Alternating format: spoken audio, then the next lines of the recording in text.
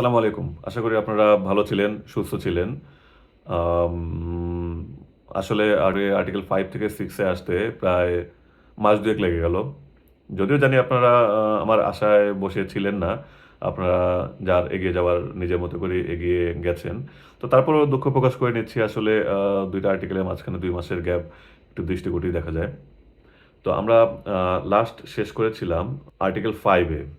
আজ আমরা ডিসকাস করব সিডিসিএস এর ইউসিপি 600 এর article 6 availability, expiry date and place for presentation.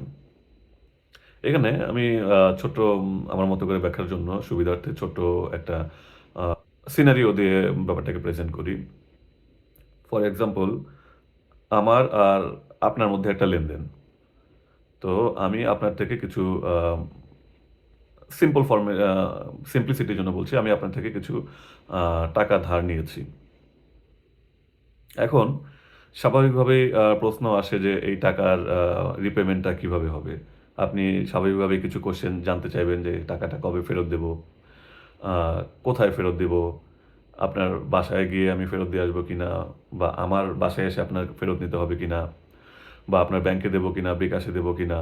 এ ধরনের বেশ কিছু কোয়েশ্চেন আপনার মাথায় আসতে পারে বা আসে স্বাভাবিক। নরমাল আমাদের যেকোনো ধরনের ফিন্যান্সিয়াল ট্রান্সেকশন এ আমরা এই ধরনের চিন্তাভাবনাগুলো করে থাকি। তো আমাদের এই যে আর্টিকেলটা availability, expiry date and place for presentation এগুলোকেও আমরা ওই সিনারিওর আন্ডারে আমরা ব্যাখ্যা করার চেষ্টা করব। তো ১ম কাজ হচ্ছে আমি আপনার থেকে টাকা ধার নিয়েছি। এখন ২য় বিষয়টা আমরা এই আ ইউসিপির আর্টিকেল 6 এর পয়েন্টগুলোর সাথে মিলিয়ে আমরা ব্যাখ্যা করব।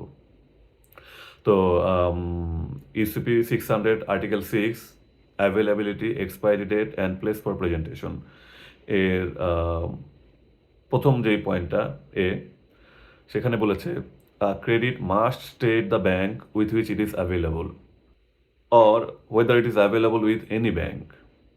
আবার বলছি, "A credit must state the bank with which it is available or whether it is available with any bank."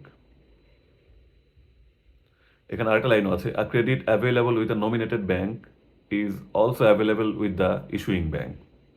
তো এখানে আশা করি nominated bank, issuing bank, confirming bank এই বিষয়গুলো নিয়ে ফার্দার আলোচনার প্রয়োজন এই পর্যায়ে নেই। আপনারা জানেন বা অলরেডি আগেই পূর্বের ভিডিওতে জানতে পেরেছেন। তো আমরা এখন আপনি জানেন ধরে নিয়ে আমরা আম নমিনেটেড ব্যাংক, ইস্যুইং ব্যাংক এই আলোচনাগুলো চালিয়ে নিচ্ছি। তো ১ম কথা হচ্ছে কি, "A credit must state the bank with which it is available or whether it is available with any bank." তো সেই আ যদিও পুরোপুরি মেলে না, তারপরে সেই যে বললাম সিম্পলিসিটির খাতিরে আমি ধরে নিচ্ছি যে আমি আপনার থেকে টাকা ধার নিয়েছি। এখন সেই যে টাকা ধার নিলাম, সেই টাকা ধার নেওয়ার সময় আপনাকে আমি আ কিছু কথা দিলাম যে আপনি যে টাকাটা ফেরত পাবেন, সে টাকাটা আপনি কোথায় গেলে ফেরত পাবেন? "A credit must state the bank with which it is available or whether it is available with any bank." যে টাকা ধার নেওয়ার সময় আমাকে বলে দিতে হবে আপনি আ টাকাটা কোথায় গেলে ফেরত পাবেন। এমন হতে পারে যে আমি বলতে পারি যে, "ভাই আমি টাকাটা নিয়েছি, টাকাটা আমার বাবার কাছে গেলে ফেরত পাবেন।" বা বলতে পারি টাকাটা আমার ভাইয়ের কাছে গেলে ভাই টাকাটা ফেরত আপনাকে দিয়ে দিবে। বা বলতে পারি টাকাটা আমার বন্ধুর কাছে গেলে ফেরত পেতে পারেন। তো এই ব্যাপারটাই হচ্ছে এখানে বলা হয়েছে, "A credit must state the bank with which a credit is available or whether it is available with any bank." মানে আমাকে যে ক্রেডিটে বা আপনার সেই টাকা ধার নেওয়ার সময় আমরা যেই আ চুক্তিপত্রটা করেছি, সেখানে আমাকে বলে দিতে হবে যে কোথায় গেলে আপনি এই টাকাটা ফেরত পাবেন? আমার আ বাবার নাম বা আমার ভাইয়ের নাম বা আমার বন্ধুর নাম কিছু একটা বলে দিতে হবে। অথবা বলে দিতে হবে যে, যে কারো কাছে গেলেই আপনি ফেরত পাবেন। যে আমার গ্রামে গিয়ে যে কারো কাছে বললেই হবে, সে আমার হয়ে আপনাকে টাকাটা দিয়ে দিবে। বা আমার ভার্সিটিতে গিয়ে যে কারো কাছে বললেই হবে আমাকে আমার টাকাটা দিয়ে দিবে। তো সেরকম credit must state the bank with which it is available.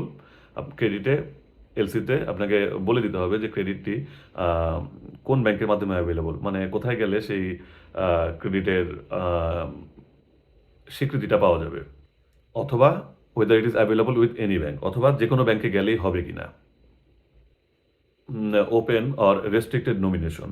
যেমন অনেক সময় রেস্ট্রিক্টেড নমিনেশনের আবার কিছু ধাপ আছে, যেমন আপনি একদম স্পেসিফিক করে বলে দিতে পারেন যে আমার বাবার নাম এই, আমার বাবার কাছে গেলে আপনি টাকাটা পাবেন।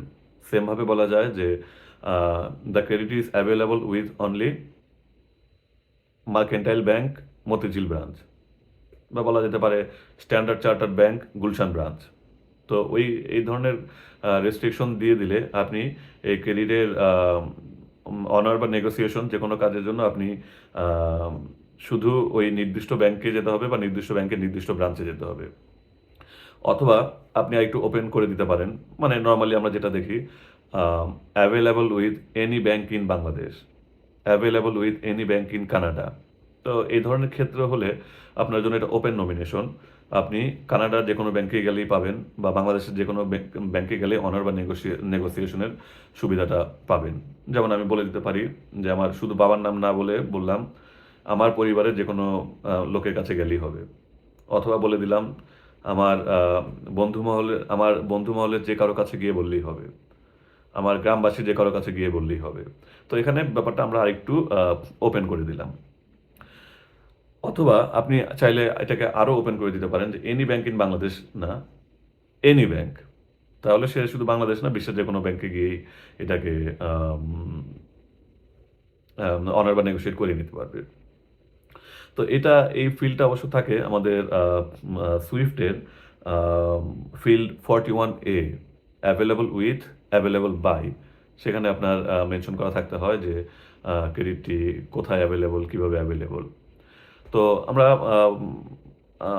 পয়েন্ট এর প্রথম অংশটুকু পড়লাম। দ্বিতীয় অংশে আরেকটি কথা আছে, আর credit available with a nominated bank is also available with the issuing bank. তো এটা জেনারেল কনসেপ্ট। যেমন আমি যে বারবারই এক্সাম্পলটা বলছি যে আমার বাবার কাছে গেলে আপনি টাকাটা ফেরত পাবেন, বা আমার ভাইয়ের কাছে গেলে টাকাটা ফেরত পাবেন। এখন আমার বাবা বা ভাই যদি টাকাটা দিতে অপারগতা প্রকাশ করে, তাহলে কি আপনি টাকাটা পাবেন না? ডেফিনেটলি তখন আপনার লাস্ট রিসোর্ট হচ্ছে আবার আমার কাছে ফেরত আসা। তো এখানে যে আমি যে টাকা ধার নিলাম বা আন্ডারটেকিং দিলাম, তো আমি হচ্ছে ইস্যুইং ব্যাংক। তো আপনাকে বলে দিলাম যে আমার বাবা বা ভাইয়ের কাছে গেলে আপনি টাকা পাবেন বা অনার নেগোশিয়েট করতে পারবেন। এখন তারা যদি সেগুলো করতে রাজি না হয়, বা আপনি যেতে না চান তাদের কাছে, যে তাদের চেনেন না, আমি যাব না, তো না চাইলে কি আপনার আর কোনো রিসোর্ট নেই? অবশ্যই আছে, যেহেতু আমার এবং আপনার মাধ্যমেই সব ইনিশিয়েট হলো। আমার নমিনেটেড পার্সন বা এখানে এলসির ক্ষেত্রে নমিনেটেড ব্যাংক, এরা যদি তাদের নমিনেশন অনুযায়ী কাজ করতে না চায়, তাহলে আপনার লাস্ট রিসোর্ট অবশ্যই আবার এলসি ইস্যুইং ব্যাংক বা আমার কাছে ফেরত আসা এবং আপনার পাওনা বুঝে নেওয়া। তো এটাই বলছে, credit available with a nominated bank is also available with the issuing bank. তো এই হচ্ছে আমাদের পয়েন্ট এ গেল। তো এই তো বললাম, প্রথমটা হচ্ছে আপনি টাকা আপনার পেমেন্ট কোথায় পাবেন?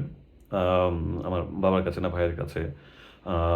আমার কোনো রেস্ট্রিক্টেড নমিনেটেড ব্যাংকে বা ওপেন কোনো ব্যাংকে অথবা ইস্যুইং ব্যাংকে আপনি আপনার অনার বা নেগোসিয়েশন করাতে পারবেন।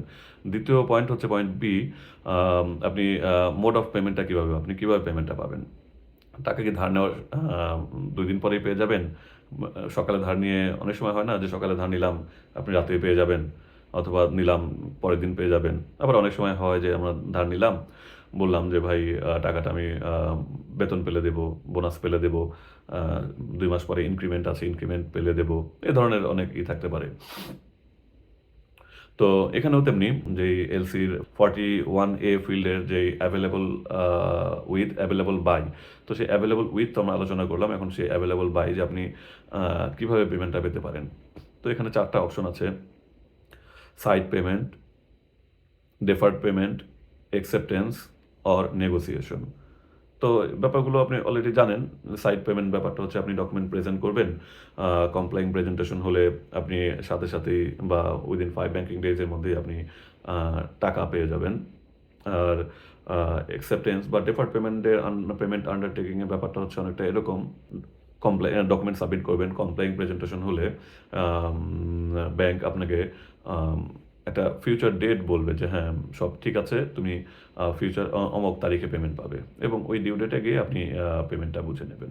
তো ২ টা একই হওয়ার পরও অ্যাকসেপ্টেন্স এবং ডেফার্ড পেমেন্ট আন্ডারটেকিং এর মধ্যে ডিফারেন্সটা হচ্ছে অ্যাকসেপ্টেন্স এ একটি ড্রাফট থাকবে এবং ওই ড্রাফটটা যার উপরে ড্র করা হবে সাধারণত সেই ড্রাফটটা অ্যাকসেপ্ট করবে। আর ডেফার্ড পেমেন্ট আন্ডারটেকিং এ কোনো ড্রাফট থাকবে না। শুধু একটা ফিউচার ডেট বলা থাকবে, ম্যাচুরিটি ডেট, সেই সময় পেমেন্টটা পাওয়া যাবে। আর ড্রাফট যার উপর অ্যাকসেপ্টেন্স এর ক্ষেত্রে ড্রাফটটা যার উপর ড্র করা থাকবে, সেই সাধারণত ড্রাফটটা অ্যাকসেপ্ট করবে। যেমন নমিনেটেড ব্যাংক হলে ড্রাফটটা নমিনেটেড ব্যাংকের উপরই ড্র হতে হবে এবং নমিনেটেড ব্যাংকই অ্যাকসেপ্ট করবে। আর ইস্যুইং ব্যাংকের উপর হলে তখন আবার নমিনেটেড ব্যাংক সেই ড্রাফট অ্যাকসেপ্ট করতে পারবে না, ইস্যুইং ব্যাংকই অ্যাকসেপ্ট করবে। আর প্রিপে বা পারচেজের যে অপশনটা সেটা সাধারণত আম যার ড্রাফট সেই সাধারণত অ্যাকসেপ্ট করার পরে সেটার এগেইনস্টে প্রিপে বা পারচেজ করে বেনিফিশিয়ারিকে আগেই টাকাটা দিতে পারে। নিজেদের প্রসেসিং ফি বা চার্জ এগুলো রেখে পরবর্তীতে যখন ইস্যুইং ব্যাংক থেকে টাকা পাওয়া যাবে তখন তারা সেটা দিয়ে তারা অ্যাডজাস্ট করে নেবে। আর লাস্ট যে অপশনটি সেটি হচ্ছে নেগোসিয়েশন। নেগোসিয়েশনও ড্রাফট থাকে, থাকতে পারে। নেগোসিয়েশনের ড্রাফটটি যেটা হয় সেটা হচ্ছে অন্য কোনো ব্যাংকের উপর ড্র করা থাকে। যেটা যেমন ফর এক্সাম্পল ইস্যুইং ব্যাংকের উপর ড্র করা থাকতে পারে। নমিনেটেড ব্যাংক তখন সেটাকে নেগোশিয়েট করতে পারে। ইস্যুইং ব্যাংকের উপর ড্র করা ড্রাফটটা এগেইনস্টে তারা নেগোশিয়েট করে বেনিফিশিয়ারিকে টাকার ব্যবস্থা করে দিতে পারে। তো এই গেল আমাদের অ্যাভেলেবল উইথ এবং অ্যাভেলেবল বাই আর্টিকেল 6 এর পয়েন্ট এ এবং পয়েন্ট বি। তো এখানে এরপর আমরা চলে যাচ্ছি পয়েন্ট সি তে। এখানে যে কথাটা বলা হচ্ছে, credit must not be issued available by a draft drawn on the applicant. অ্যাপ্লিক্যান্টের উপর ড্র করে কোনো এলসি ইস্যু করা যাবে না। কারণ আম ১ম থেকে আমরা যেটা বলে আসছি বা শুনে আসছি, দেখে আসছি, অ্যাপ্লিক্যান্ট কিন্তু এই আমাদের যে এই এলসি অপারেশন, সেই এলসি অপারেশনে অ্যাপ্লিক্যান্ট কিন্তু কোনো পার্টি, ফর্মাল পার্টি নয়। ফর্মাল পার্টি হচ্ছে issuing bank, beneficiary, confirming bank if any, nominated bank, এদের বিভিন্ন রোল আছে। কিন্তু এই থিওরিটিক্যাল কনটেক্সটে অ্যাপ্লিক্যান্টের কিন্তু এলসি অপারেশনে কোনো রোল নেই। তার সাথে ইস্যুইং ব্যাংকে কোনো নেগোসিয়েশন, আন্ডারটেকিং কন্ট্রাক্ট থাকতে পারে, কিন্তু বাকিদের সাথে তার কোনো ফাংশন নেই এবং সেই এলসি অপারেশনে সে এখানে কোনো পার্টিও না। এসব কারণেই অ্যাপ্লিক্যান্টের উপর অ্যাভেলেবল করে কোনো ড্রাফট ইস্যু আসলে করা যাবে না। কারণ কেউ পেমেন্ট না দিলে আপনি আবার সেই ড্রাফট নিয়ে ছুটবেন অ্যাপ্লিক্যান্টের কাছে। তো আপনি যদি অ্যাপ্লিক্যান্টের কাছেই ছুটতে হয় পেমেন্টের জন্য, তাহলে আপনার এই ব্যাংকিং মেকানিজমে এসে অতিরিক্ত চার্জ দিয়ে যে সিকিউরিটিটা আপনি নিলেন, সেটাই আসলে ব্যর্থ হয়ে গেল। তবে আপনি যে একদমই credit must not be issued available by a draft drawn on the applicant. তবে আপনি যে আপনার এলসিতে অ্যাপ্লিক্যান্টের উপর ড্র করা কোনো ড্রাফট দিতেই পারবেন না, ব্যাপারটা এমন না। এটাকে এভয়েড করবেন। তবে যদি কোনো কারণে দিতে চান, সেটাকে জেনারেল কোনো ডকুমেন্ট হিসাবেই, আদার ডকুমেন্ট হিসাবে ট্রিট করা হবে। তখন এটা ড্রাফট হিসেবে না, অন্য কোনো আদার ডকুমেন্টের মতো এটাকে ট্রিট করা হবে এবং এক্সামাইন করা হবে। এরপর আমরা চলে যাচ্ছি অপশন ডি তে। ডি হচ্ছে এক্সপায়ারি ডেট নিয়ে। A credit must state an expiry date for presentation. An expiry date stated for honor or negotiation will be deemed to be an expiry date for presentation. এখানে এসে সেই আমরা যে ব্যক্তিগত জীবনে টাকা লেনদেনের কথা বলছিলাম, এখানে থেকে একটু সরে যেতে হচ্ছে। সেটা হচ্ছে ব্যক্তিগত জীবনে টাকা ধার নিয়েছেন আপনি, যখন খুশি এসে আপনি সেই টাকা চাইতে পারেন টার্মস অ্যান্ড কন্ডিশন অনুযায়ী বা চুক্তি অনুযায়ী। কিন্তু এই এলসি অপারেশনের ক্ষেত্রে একটি আনলিমিটেড সময় দিয়ে রাখা হয়নি। কারণ একটা এলসি করলেও আপনি ২০ বছর পরে এসে টাকা চাইলেন, বা ৫০ বছর পরে এসে টাকা চাইলেন, বা ১০০ বছর পরে এসে টাকা চাইলেন, সেটা সুযোগ নেই। এলসিতে বলা হয়েছে অবশ্যই credit must state an expiry date for presentation. আপনি অনার বা নেগোসিয়েশন বা আপনার টাকা চাওয়া বা আপনার দাবি পেশ করার একটি অবশ্যই এক্সপায়ারি ডেট থাকতে হবে এলসিতে এবং সেই ডেটের মধ্যে আপনাকে এই দাবি পেশ করতে হবে। সেই এক্সপায়ারি ডেট কোনটা সেটাও আবার একটু বলা হচ্ছে। An expiry date stated for honour or negotiation will be deemed for an expiry date for presentation. আপনার অনার বা নেগোশিয়েট করার যে ডেট এলসিতে বলা থাকবে, এক্সপায়ারি ডেট বলা থাকবে, সেটাই আসলে আপনার এলসি বা ক্রেডিটের এক্সপায়ারি ডেট। আমরা এলসিতে বেশ কিছু ইম্পর্টেন্ট ডেট দেখতে পারি, যেমন issuing date, expiry date, shipment date, date of period of presentation.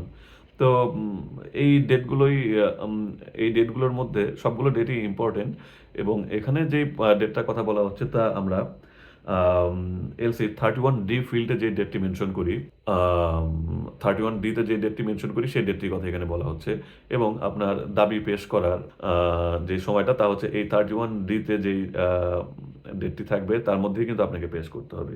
তো এরপরে পেশ করলে কি হবে? ইন প্র্যাকটিস আমরা আমাদের লোকাল এলসিতে অনেক দেখেছি, এক্সপায়ার্ড এলসিতেও অনেক ট্রানজ্যাকশন হতে বা ফরেন এলসিতেও দেখা গেছে এলসি এক্সপায়ার্ড, কিন্তু তারপর আমরা পেমেন্ট করে সব কিছু সুন্দরভাবে সেটেল করার অনেক নজিরও আছে। কিন্তু ব্যাপারটা হচ্ছে ওগুলো সব exception, and exception cannot be an example. কারণ এলসি এক্সপায়ার্ড হয়ে গেছে মানে আপনি এক্সপায়ার্ড এলসি আন্ডারে যে ডকুমেন্ট প্রেজেন্ট করলেন, ইস্যুইং ব্যাংকের আর কোনো লায়াবিলিটি থাকে না সেই ডকুমেন্ট চেক করার। কারণ তখন তার হিসাবে, তার রেকর্ডে সে এলসি মৃত এবং মৃত জিনিসের কোনো দাবি দেওয়ার পেশ করার কোনো বাধ্যবাধকতা এলসি অপারেশনে নেই।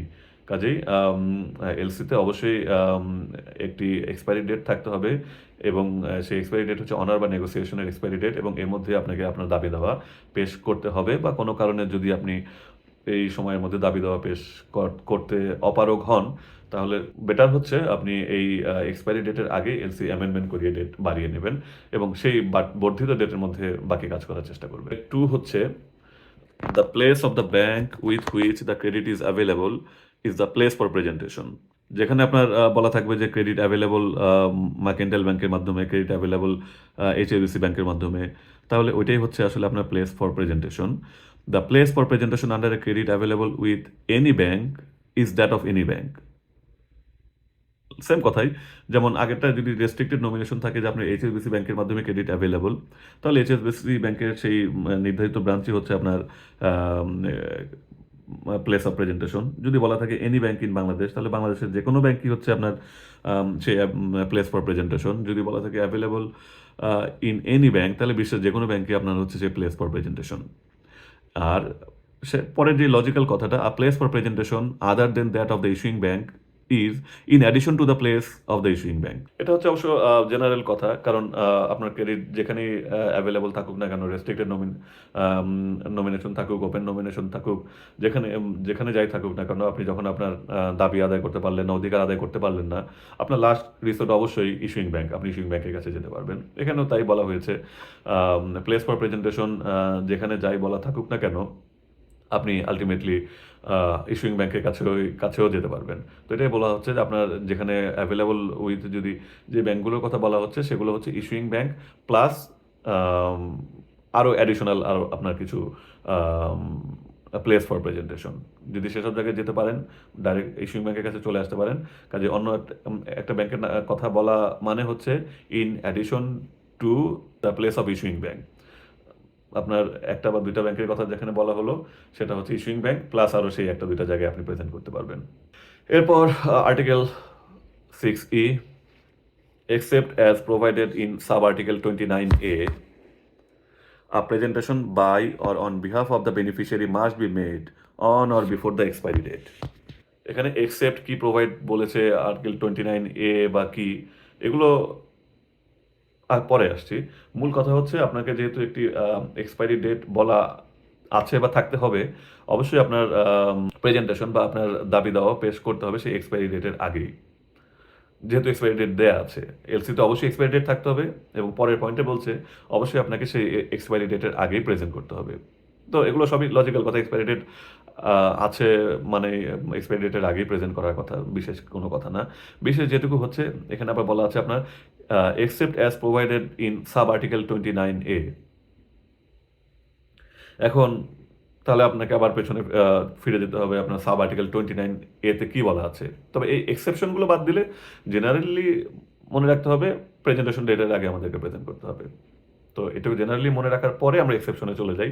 এক্সেপশনে বলা হচ্ছে আর্টিকেল 29A তে যে আপনার পিরিয়ড ফর যদি এমন হয় যে আপনার লাস্ট ডে অফ প্রেজেন্টেশন বা এক্সপায়ারি রেগুলার কোনো ব্যাংকিং হলিডের মধ্যে পড়লো, সেক্ষেত্রে আপনার পিরিয়ড অফ প্রেজেন্টেশন বা এক্সপায়ারি ডেট এগুলো ওই হলিডের পরের ব্যাংকিং ডে পর্যন্ত সেটা এক্সটেন্ড করবে। ফর এক্সাম্পল, আপনি আপনার শিপমেন্ট ডেট হচ্ছে 15ই এপ্রিল এবং পিরিয়ড অফ প্রেজেন্টেশন হচ্ছে 21 ডেজ আফটার শিপমেন্ট ডেট। তাহলে আপনার কবে হচ্ছে ডেটটা? 6 মে। এখন দেখা গেল যে 6 এবং 7 মে হচ্ছে বাংলাদেশের নরমালি ছুটির দিন, শুক্রবার, শনিবার। তার মানে আপনি যখন 8 তারিখে ব্যাংক খুলবে রোববারে, তো ততদিনে সেই 21 দিন কিন্তু পার হয়ে যাচ্ছে। 23-24 দিন হয়ে যাচ্ছে। কিন্তু এটাকে আপনি লেট প্রেজেন্টেশন বলতে পারবেন না। কারণ এই যে এক্সেপশন আর্টিকেল 29A এটা বলে যেহেতু আপনার last day of presentation normally ছুটির দিনে ছিল, এজন্য আপনার পিরিয়ড অফ প্রেজেন্টেশন ব্যাংক খোলা পর্যন্ত এক্সটেন্ড করবে। তো এটা আপনি রোববারও এটাকে রেগুলার প্রেজেন্টেশন হিসেবে, লেট প্রেজেন্টেশন না, রেগুলার প্রেজেন্টেশন হিসেবে ধরতে হবে। তো সেই সাব আর্টিকেল 29A পড়তে গিয়ে আবার আপনাকে যে হাইকোর্টটা দেখানো হচ্ছে সেটা হচ্ছে আর্টিকেল 36 ফোর্স ম্যাজিউর। এখানে আবার যেটা বলা হচ্ছে যে আপনার এক্সটেন্ড করবে যদি রেগুলার পথ পরিক্রমায় ব্যাংক বন্ধ থাকে। কিন্তু যদি বিশেষ কারণে ব্যাংক বন্ধ থাকে তখন কিন্তু আবার এক্সটেন্ড করবে না। ব্যাংকের কোনো লায়াবিলিটি বা থাকবে না। ফোর্স ম্যাজিওর বা এইগুলো নিয়ে আমরা পরেও পড়বো, জাস্ট সিম্পল বলে রাখি। যেমন আপনার যুদ্ধ বিগ্রহ, মারামারি, হানাহানি, আগুন লাগা, এটা সেটা মিলে কোনো কারণে ব্যাংক বন্ধ থাকলো। যেমন রানা প্লাজা যখন ধস হলো, রানা প্লাজা ধস হওয়ার পরে সেই বিল্ডিংয়ে যেই বা আশেপাশে ব্যাংকগুলো ছিল, তারা ব্রাঞ্চ শিফট করে সেই ব্রাঞ্চ খুলতে 2, 4, 5 দিন, 10 দিন, 15 দিন সময় লেগেছে। বা এখন যেমন ইউক্রেনের যুদ্ধ চলছে, ইউক্রেনে অনেক ব্যাংকে হয়তো বন্ধ। তো এরা যখন ব্যাংক খুলবে 15 দিন, 1 মাস, 2 মাস, 6 মাস পরে, তখনও আবার যে দাবি নিয়ে হাজির হবেন যে ভাই আমি তো রেডি ছিলাম, তুমিই বন্ধ ছিলে, অতএব আমার এটা এখনো গ্রহণ করো। তো সেটা না, সেখান থেকে ব্যাংকারকে আবার ইনডেমনিটি দেওয়া হয়েছে। যদি ফোর্স ম্যাজিওরের কারণে যার উপর নরমালি কারো হাত নেই, সে ধরনের কারণে ব্যাংক যদি বন্ধ থাকে, তাহলে ওই সময় যদি কিছু প্রেজেন্টেশন ডেট পার হয়ে যাবে, এক্সপায়ার হয়ে যায়, সেটাকে আবার এক্সপায়ার্ড হিসেবে ধরে নেওয়া হবে। তো এই হচ্ছে আজকে আমাদের আলোচনা। আম নিচে আমি কিছু অ্যাভেলেবল উইথ এবং অ্যাভেলেবল বাই ছোট, বাট একটু গুরুত্বপূর্ণ। একটু আপনি রিভিউ করে বা ঠান্ডা মাথায় বোঝার চেষ্টা করবেন। আর আমি আর নিচে কিছু ডেসক্রিপশনে কিছু কুইজ দিয়ে দিচ্ছি। তো সেগুলো আপনি একটু সলভ করার চেষ্টা করতে গেলে আশা করি অ্যাভেলেবল উইথ এবং অ্যাভেলেবল বাই এবং তার সাথে ড্রাফট এবং টেনরের সম্পর্ক এবং তার সাথে অ্যাভেলেবল ব্যাংকগুলোর সম্পর্ক নিয়ে আপনার কনসেপ্ট আরেকটু ক্লিয়ার হবে। আর এই তো উপকার পেলেও জানাবেন, উপকার না পেলেও জানাবেন। আমার জন্য দোয়া করবেন। ভিডিওগুলো যেন আরও দ্রুত দিয়ে শেষ করে ফেলতে পারি। আ যাতে কেউ যদি মাঝখান থেকে শুরু করে থাকে সে যেন কন্টিনিউয়াসলি শুরু করতে পারে এবং কোনো উপকার পেতে পারে। দোয়া করবেন। আজ এ পর্যন্তই। ধন্যবাদ। ভালো থাকবেন।